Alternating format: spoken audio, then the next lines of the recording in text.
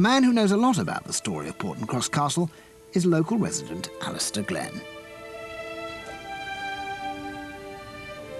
The history has gradually emerged to me. Initially, it was just an interesting place to visit, but now we know why.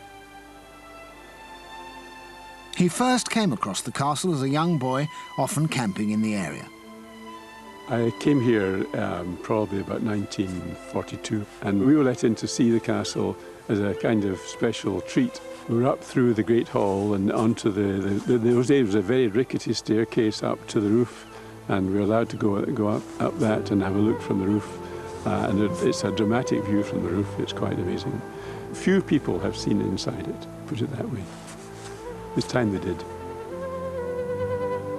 This vault is particularly good. Well, a structure like this is called a barrel vault because it's like a half a barrel. They would have laid thin sections of stone and they would have laid them side by side all the way across to form an arch. But the way they held them in place was between these stones, they would have squashed down lots of mortar.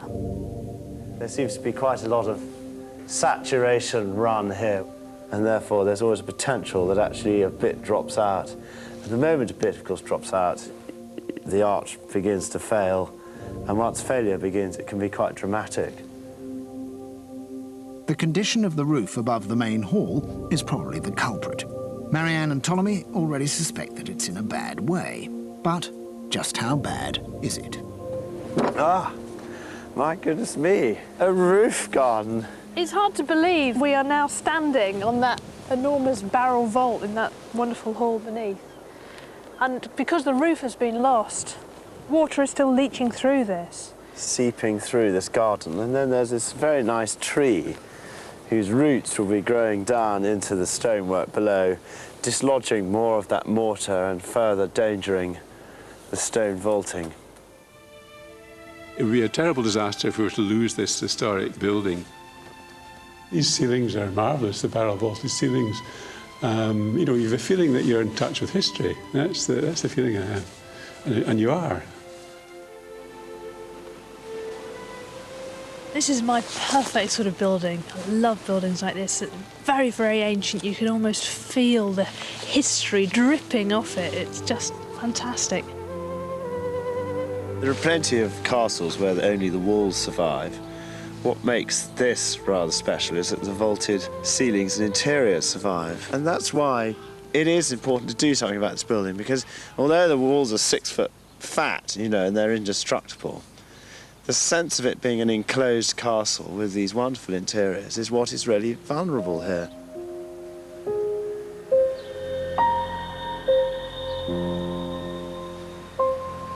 Well, I mean, who could fail to want to paint this? I mean, look at it. People would cross the globe to sit here, draw this. It's what every American thinks of Scotland is here. And you say to them, guess what, that building's at risk. They'd be amazed.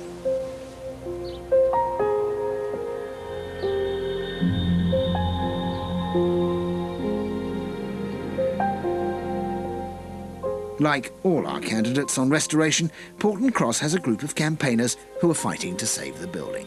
Why do you think people should vote for something which is actually quite sort of small and, in a way, rather beautiful in its current state? Well, it is rather beautiful in its current state, but it's not going to remain so, because it will deteriorate, and if it was left alone, it would become a danger. And what are you going to do to it? We're hoping to put a roof on this castle, which would still allow some public access, but would safeguard the structure. The intention would be not to compromise the authenticity of the castle.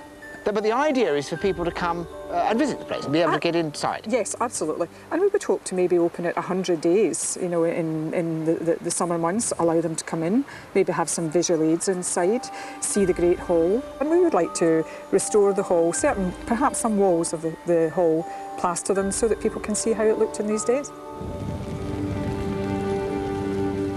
And how much are you looking for from restoration? To do this work, it would be in the region of £820,000. But why do you like it? I mean, just look at it. I mean, where? You look at all these buildings. Where do you see a place with presence in its own environment with such a stunning view. Yeah, it is. But I'm not allowed to be. I'm not allowed to have favourites. I have to love them all, which I do. well, I mean, okay. I do love it all. Not a bad posting, really. I think for a watchman on a day like this. Well, certainly anyway, not today. Yeah. Ruggedly beautiful, and in an awe-inspiring situation.